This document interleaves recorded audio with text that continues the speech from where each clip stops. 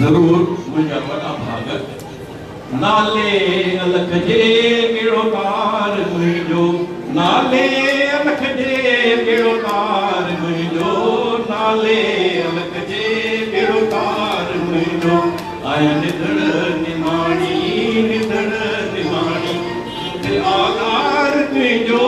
आधार तुंहिंजो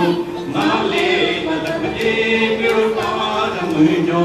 आहे ॾाढी डिंगी दुनिया दुरंगी आहे ॾाढी डिंगी दुनिया दुरंगी बिना धणीअ पंहिंजे कोन आधार कंहिंजो बिना धणीअ पंहिंजे कोन आधार कंहिंजो नाले अलख जे बेड़ो पार मुंहिंजो नाले अलख जे बेड़ो पार मुंहिंजो ॾाढो आहे सतायो दुनिया जी गर्दिश ॾाढो आहे सतायो दुनिया जी गर्दिश ऐं मोड़ो मटायो मिटनि ऐं माइटनि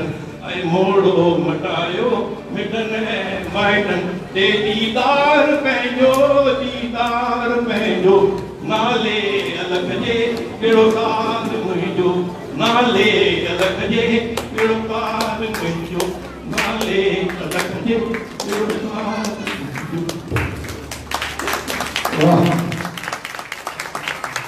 इहो ई असांजे ग्रुप जी पेशकश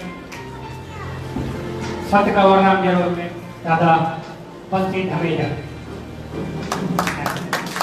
दादा खे प्यार करण में ॾाढो वॾो रोल आहे ऐं असांजे सभिनी टीम जी महिनत तव्हांजे साम्हूं शुक्रिया शुक्रगुज़ार आहियां कंवर साहब मंदिर जो हिन जे मैनेजमेंट जो असांखे हिते मौक़ो ॾिनो परफॉर्म करण जे लाइ ऐं मां मालिक जी महिर आहे मूं ते उन खां सवाइ हीउ सभु थी नथो सघे इहो थी नथो सघे मुंहिंजो पूरो विश्वास आहे तंहिंजे करे मां हमेशह चवंदो आहियां कि असां पंहिंजे कर्मनि ते ध्यानु ॾियूं शायदि कुझु अहिड़ो कर्म कयो हूंदो जो अॼु मां हिन लिबास में तव्हांजे साम्हूं आहियां त कर्म ते ध्यानु ॾियूं ॿारनि खे संस्कार ॾियूं असांजो मुल्क बिगड़जी ईअं करे रहियो आहे त असां ॿारनि खे उहे संस्कार नथा ॾियूं मूंखे सभिनी खे तव्हांखे बेनती आहे पंहिंजे ॿारनि खे पंहिंजे ग्रैंड चिल्ड्रन खे जेतिरो थी सघे असां पंहिंजा संस्कार ॾियूं थैंक यू धन्यवाद